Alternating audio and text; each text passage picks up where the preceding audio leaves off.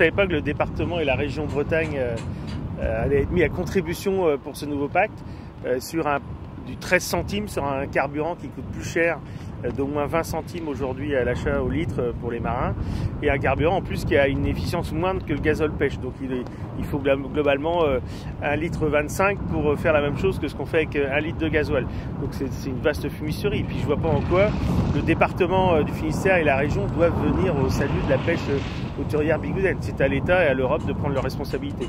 En attendant, nous, l'urgence, c'est ce qu'on demande, c'est de trouver les 30 à 35 millions qui permettent d'avoir un coût du gasoil autour de 60 centimes pour éviter l'effet ciseau qu'on est en train de connaître, à savoir un effondrement de la consommation du poisson en France dû à l'inflation, du coup une baisse du prix de vente sucrier, alors que le gasoil a atteint un niveau historique à bientôt 1 euro et pour lequel aujourd'hui la rentabilité en mer n'existe plus.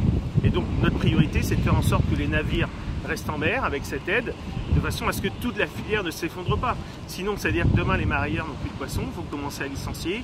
Les transporteurs, type de Lanchy, qui ont racheté Kiffan ici, n'ont plus aucune raison de rester chez nous, parce que la CAM ne sera plus là. Il faut être clair.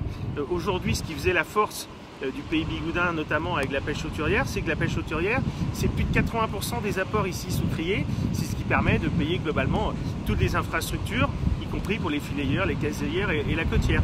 Donc c'est la colonne vertébrale de notre système pêche ici. Aujourd'hui, c'est quand même le président de la République qui a le pouvoir de vie ou de mort sur cette filière. Le ministre a fait ce qu'il a pu. Il nous dit depuis plusieurs jours qu'il est au maximum de ce qu'il peut faire.